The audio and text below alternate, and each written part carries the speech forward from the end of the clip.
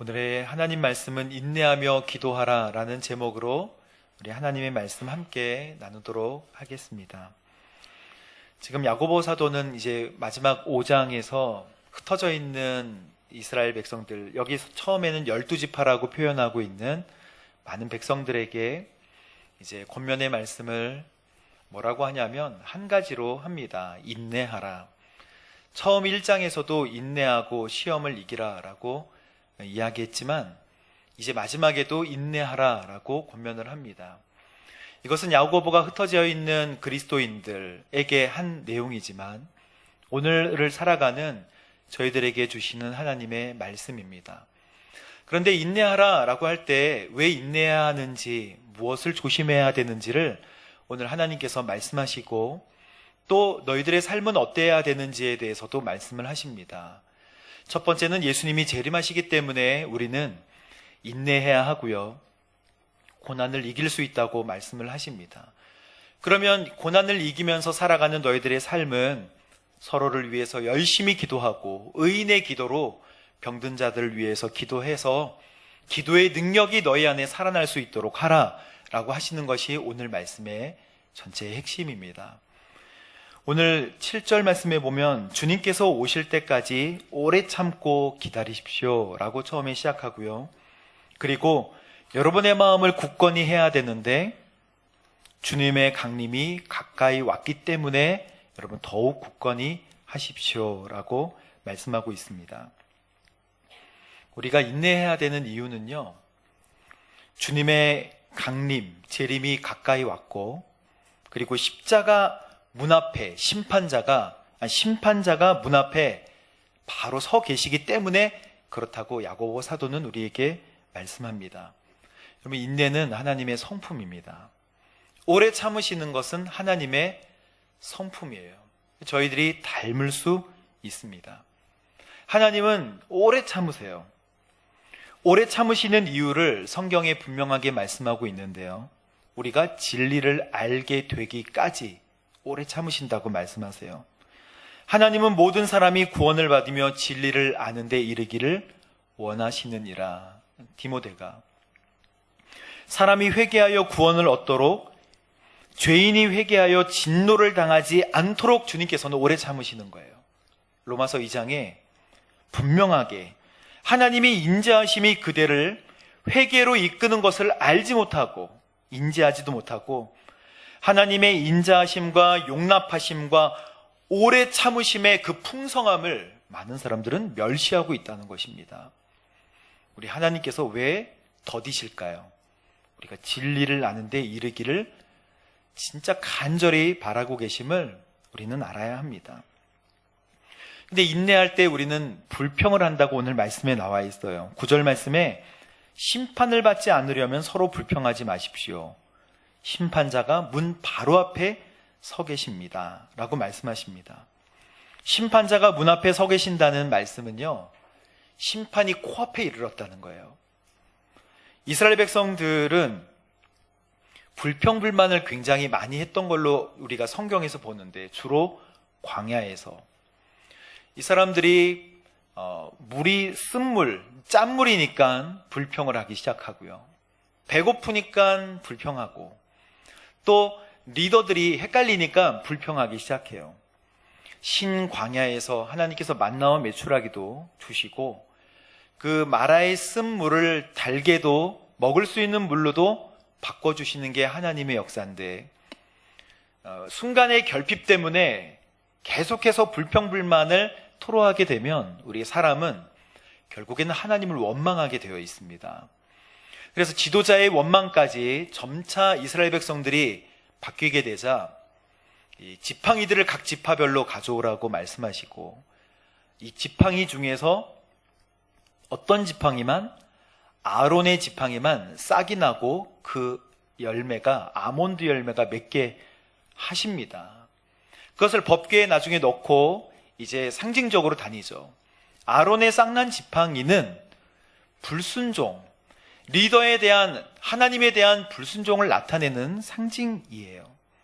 하나님은 진짜 너희들을 이끌어가는 리더가 누군지를 내가 알게 하겠다라고 분명하게 보여주십니다. 그럼에도 불구하고 또 불평이 시작돼서 주님께서는 불뱀으로 심판을 하십니다. 이스라엘 백성들 여정 가운데 계속해서 불평이 일어나는데요. 처음에는 내 육체에 관한 불평이고 환경에 대한 불평이었지만 이 불평은 반드시 변화돼서 하나님을 원망하게 됩니다. 아울리치를 가도 제가 항상 우리 아이들이나 청소년들이나 대학생들에게 훈련시키는 내용은 딱 한 가지예요. 음식에 대한 변화가 심하기 때문에 반드시 모든 음식을 먹을 때 맛있다라고 얘기하라고 훈련시킵니다. 맛있다, 새로운데, 근데 어떤 아이가 먹다가 냄새, 스멜 이러면 많은 아이들은 그래? 어떤 아이가 돼지 잡내라고 한마디만 얘기하면 그 음식은 남아요. 먹질 않습니다, 아이들이. 그래서 처음부터 훈련시키기를 뭐든지 맛있게 먹어라. 차라리 맛이 없으면 굉장히 색다른 맛이네 라고 얘기해라.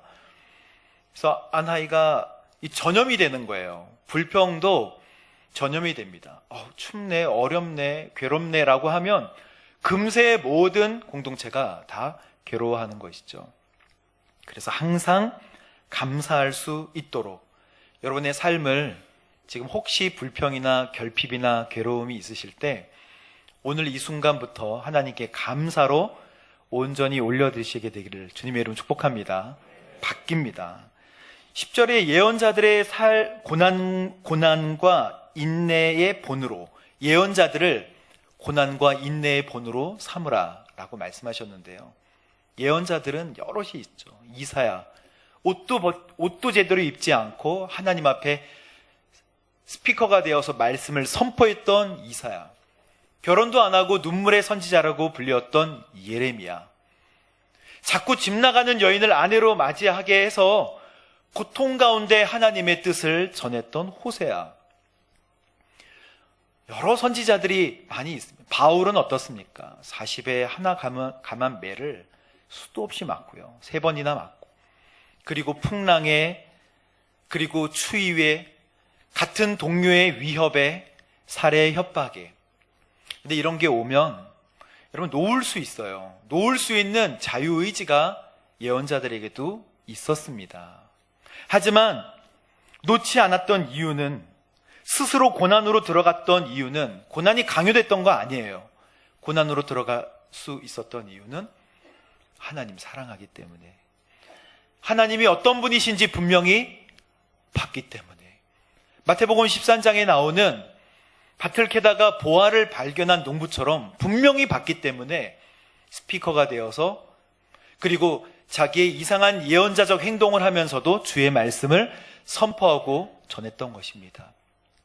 이들의 삶이 완벽하고 해피엔딩으로 끝났다라고 성경은 결코 얘기하지 않아요.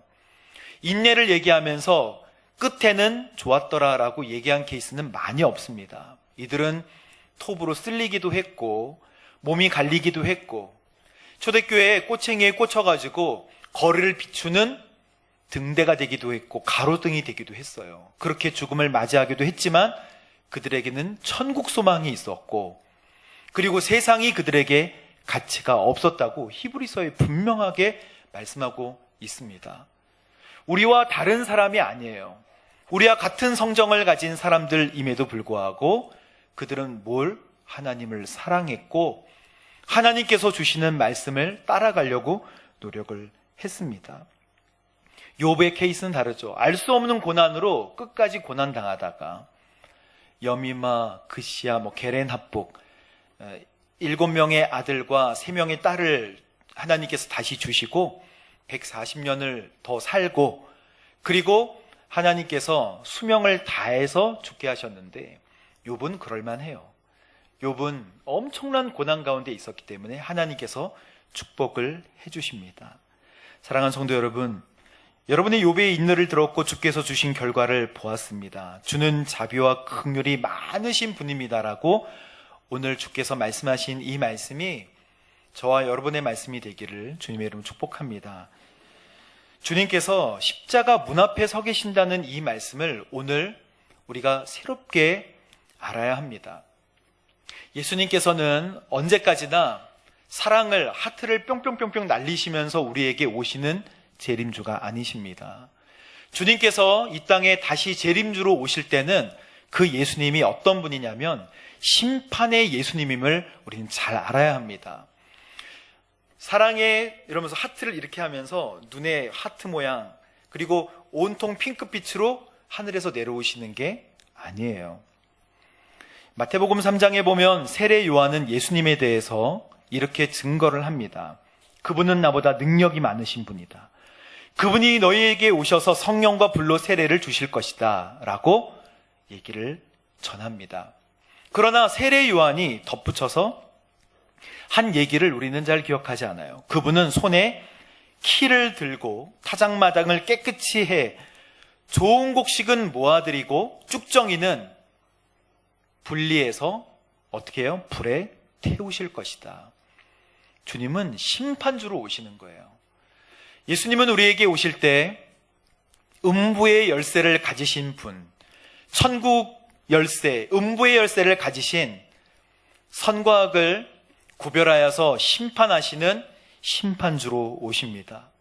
그래서 요한복음 5장에 보면 예수님이 예수님 자신에 대해서 말씀하실 때 뭐라고 말씀하시냐면 아들에게 모든 심판을 맡기셨다.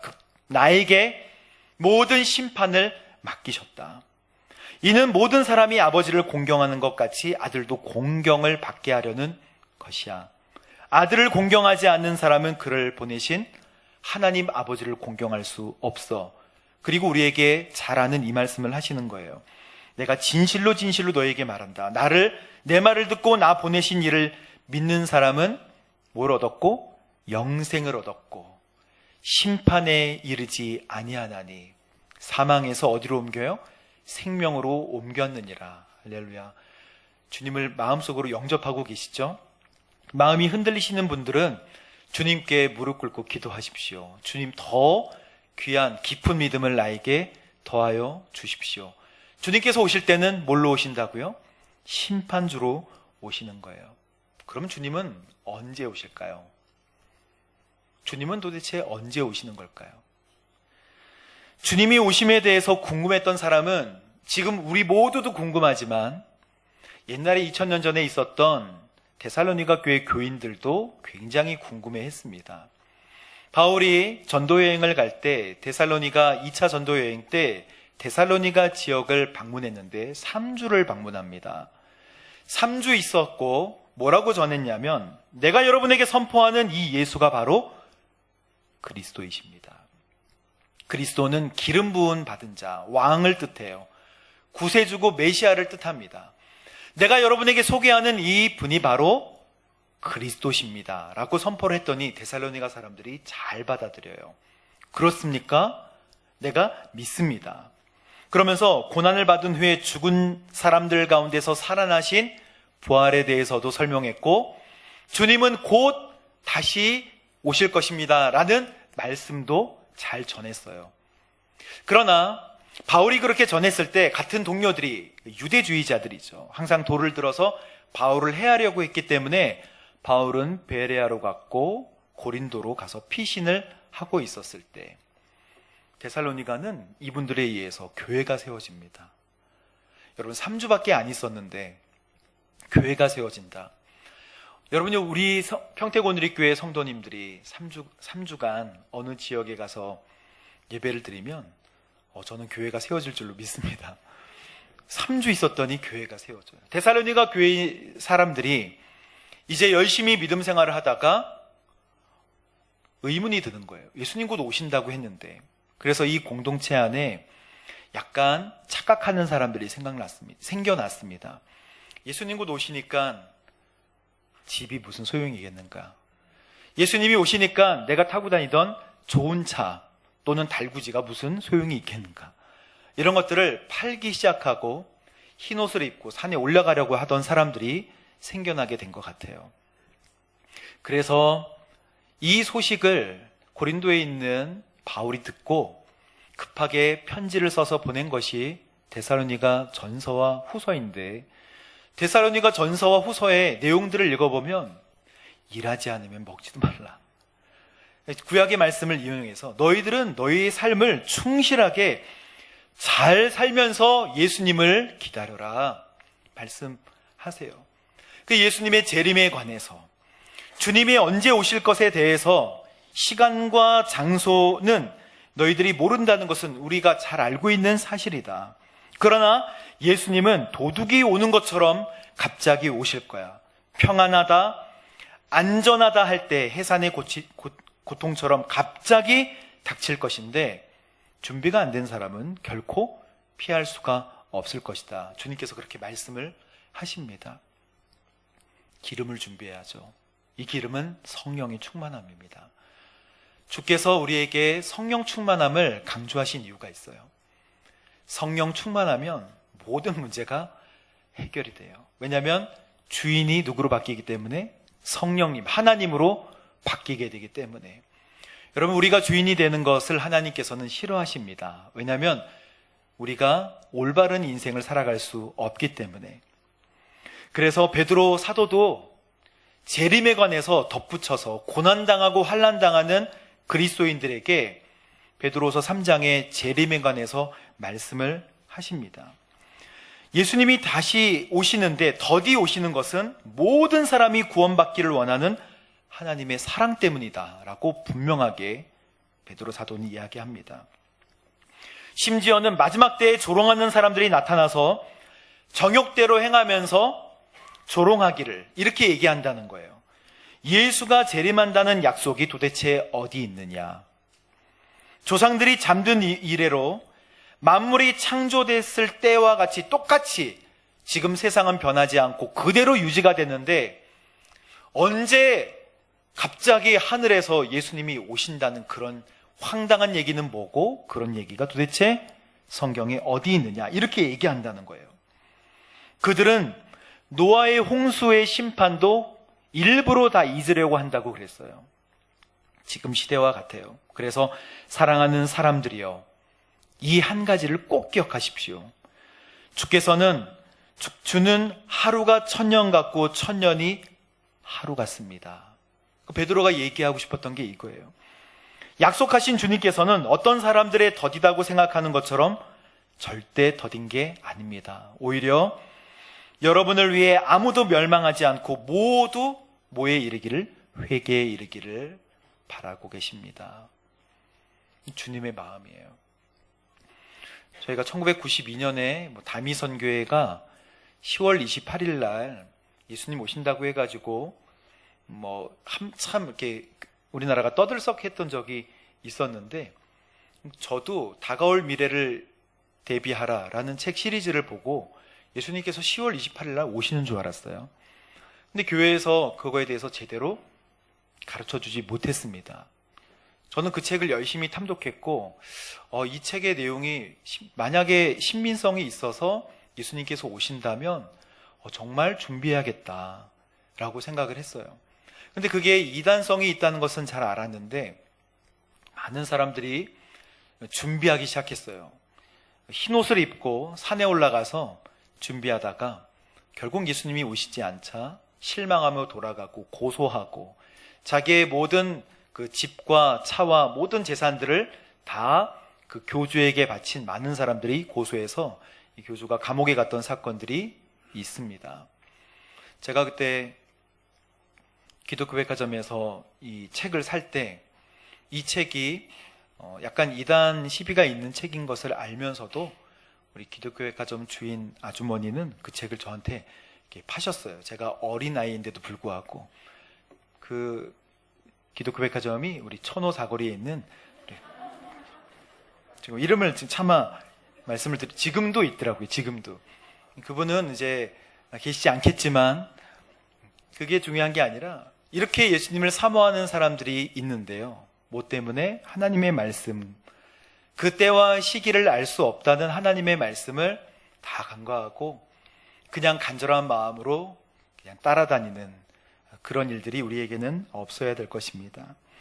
예수님께서 오늘 또 한 가지 우리에게 말씀하시는 것은 기도의 능력에 대한 말씀입니다. 첫 번째는 인내하라고, 심판자가 심판 주님께서 문 코앞에 있다는 것 한 가지랑, 두 번째는 기도의 능력. 우리 14절 말씀을 함께 읽어보도록 하겠습니다. 시작. 여러분 가운데 병든 사람이 있으면 교회 장로들을 초청해 주의 이름으로 기름을 붓고 그를 위해 기도하게 하십시오. 15절. 믿음의 기도는 병든 사람을 낫게 할 것이며 주께서 그를 일으키실 것입니다. 비록 그가 죄를 지었을지라도 용서받을 것입니다. 아멘. 기도의 능력은 간절함입니다. 어떤 사람의 기도의 능력이 있다라고 할 때 그 사람에게서 나오는 기도의 능력이 있는 게 아니라 기도의 능력은 간절함이에요.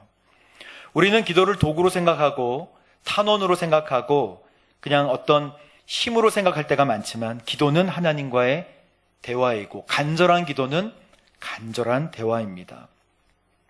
그러면서 엘리야 얘기를 왜 여기서 하고 있냐면 엘리야는 우리와 본성이 똑같은 사람인데 엘리야가 비가 오지 않기를 간절히 기도했더니 3년 반 동안 비가 오지 않았다. 엘리야는 우리와 죄성 그리고 우리의 본성과 똑같은 사람이라고 말씀하고 있어요. 비가 오지 않기를 기도한 것은 하나님의 뜻대로 아합과 이세벨이 너무 잘못하니까 이 땅에 비가 오지 않게 하는 하나님의 심판이 임한 것입니다. 엘리야 선지자는 이방 바알과 아세라 선지자들하고 850대 1로 싸웠던 사람이에요. 그래서 하나님의 능력을 그대로 행했는데 이 모든 능력이 하늘에서 불을 내려서 제단을 태웠던 그 능력이 엘리야에게 있는 게 아니라 하나님에게 있다고 지금 말씀하고 있는 것입니다. 그런데 엘리야의 기도의 능력은 어디에 있을까요? 엘리야의 기도의 능력은 저는 무릎 사이 머리 넣어 이게 엘리야의 기도 능력이라고 생각해요. 엘리야가 갈멜산 꼭대기로 올라갔는데 이제 비가 내린다는 거예요. 기손 시내가에서 이방 선지자들을 다 죽입니다. 그리고 이 나라의 지금 가장 심각한 문제는 비를 내리게 하는 문제거든요. 그래서 갈멜산 꼭대기로 올라가서 이제 이 모든 게임은 끝났고 하나님께서 비를 내려주시기를 기도를 하는 거예요. 하나님, 이렇게 해서 비 내리는 게 아니고요. 두 무릎 사이에 머리를 박고, 저는 기도할 때 이 장면을 항상 생각해요. 두 무릎 사이에 머리를. 제가 어릴 때는 됐는데 이게 살이 찌니까 또 잘 안 돼요. 접히고 접혀서. 근데 두 무릎 사이에 머리를 넣으려면 우리는 보통 피가 여기 쏠려서, 그런데 그렇게 간절하게 하나님 앞에 기도를 시작했고 자기의 종에게 바다에 뭐가 있는지를 보라고 얘기합니다. 뭐가 없습니다 라고 보고하고 또 기도하거든요. 간절히 기도하는 게 능력이라는 거예요. 무릎 사이에 머리를 넣고 간절히 기도할 때 또 뭐가 있느냐, 저기 진짜 근두운 같은 조그만 요만한 구름 하나가 있습니다. 근데 엘리야는 그걸 또 믿었어요. 됐다, 이제 큰 비가 내릴 것이니까 아합을 통해서 전차를 타고 얼른 내려가라고 이야기를 합니다. 여러분, 우리의 기도의 능력은 우리에게서 나오는 게 아니에요. 저도 이 기도의 능력에 대한 열등감이 신학교 때 있었어요. 한참 기도하는데 기도원, 갈멜산 기도원에서 저희가 기도를 하는데 친구들, 학우들과 함께 손잡고 기도하는데 서로 기도를 해주기로 한 거예요. 그런데 아주 신실하게 보이는 제가 보기에도 아주 신실하게 보이는, 목소리가 기본적으로 쉬어 있고 그리고 기본적으로 눈망울이 촉촉한 어떤 한 아이가 있는데 원래 그냥 신실하게 보이고 훌륭한 큰 교회 목사님의 아들이에요. 근데 얘한테 이제 기도를 받기를 원하는 거예요. 그런 느낌을 제가 그 당시에 받았어요. 왜 나에겐 기도 안 받으려 그래? 처음 얘기하는 거예요. 그래서 뭐라고 말로 설명할 수는 없지만 약간 기분 나쁜 거, 그런 거 있잖아요. 기도할 때 그랬습니다. 그 기도의 능력, 신실하게 보이는 기도의 능력이 그 사람에게 있다는 것이죠. 오늘 교회 목사님들이 쫙 서서 우리 같이 새벽 기도 때 성도님들 위해서 기도할 때 어떤 목사님들께는 기도의 줄이 쫙 긴 분이 가끔 계세요. 더 이상 말씀드리지 않겠습니다. 그거는 그분에게서 기도의 능력이 나온다고 생각하기 때문에 그런 게 아니고, 우리 하나님으로부터 엄청난 기도의 능력은 하나님으로부터 주어지는 것입니다. 사랑하는 성도 여러분, 그래서 우리가 골방에서 기도하더라도 무릎 사이에 머리를 넣고 기도하실 때 하나님께 간절한 기도가 바로 기도의 능력인 줄로 믿습니다. 그 능력을 체험하십시오. 그리고 마지막에 누가 고치시나요? 누가 고치시나요? 주님께서 15절 말씀에 믿음의 기도는 병든 사람을 낫게 할 것이며, 그리고 누가 그를 일으키신다고요? 주께서 그를 일으키실 것입니다.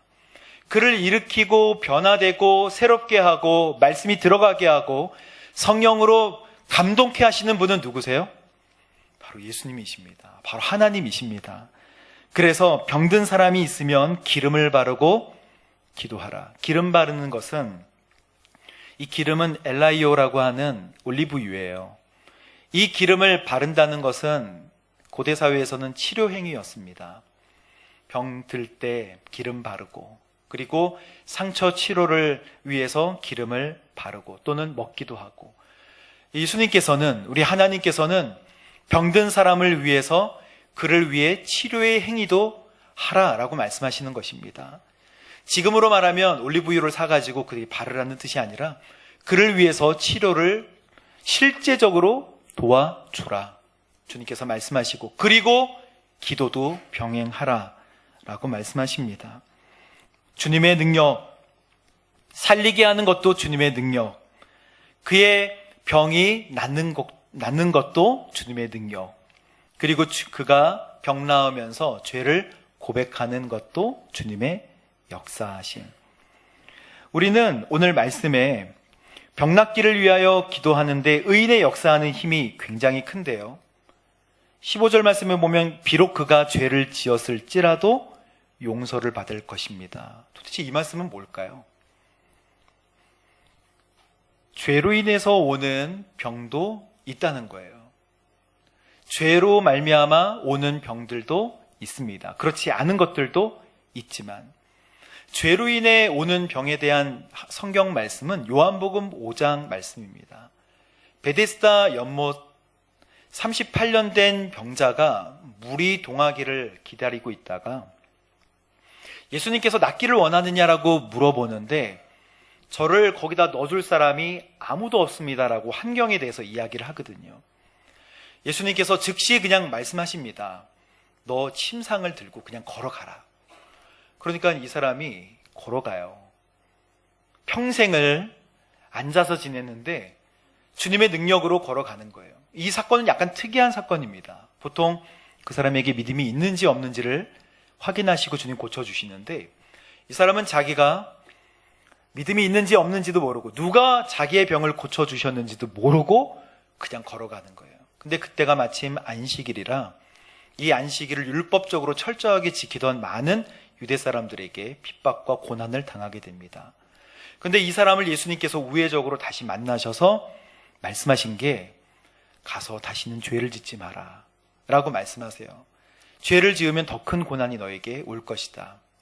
즉, 이 사람은 평소에 젊었을 때 지었던 죄 때문에 받았던 병임을 알 수가 있습니다. 그러나 그런 문제들까지도, 모든 중독의 문제들까지도 우리 예수님께서는 다 해결하여 주실 수 있는 분이십니다. 우리뿐만 아니라 우리의 자녀들도. 오늘 야고보서 마지막 말씀, 인내하며 기도하라 할 때 여러분 꼭 기억하십시오. 인내는 심판주로 오시는 예수님 때문에, 그 예수님이 우리에게 오시면 우리를 심판하시지만 우리는 뭐가 없어요? 이제 죄의 값이 다 치러졌기 때문에 둘째 사망을 당하지 않게 돼서 기쁜 거고요. 주님과 함께 영원히 천국에서 살게 될 줄로 믿습니다. 그래서 지금 고난이 있더라도 인내하십시오.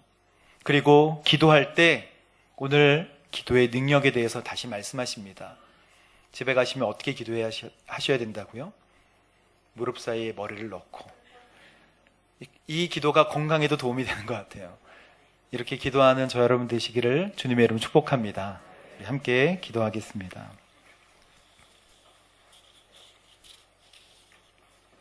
사랑하는 주님, 흩어져 있는 많은 그리스도인들에게 오늘 마지막 말씀으로 인내하라, 그리고 기도의 능력으로 서로 기도하라 말씀하여 주심을 감사합니다. 주님께서 곧 오실 때 도적같이 아무도 알 수 없을 때 주님께서 오심을 알고 하나님 기다리고 또 고대하고 주님의 재림을 사모할 수 있도록 인도하여 주옵소서. 그리고 하나님, 우리가 서로 기도하고 또 기다리며 서로를 위하여 중보하는 거룩한 그리스도인 공동체가 될 수 있도록 인도하여 주옵소서. 감사드리며 예수님의 이름으로 기도합니다. 아멘.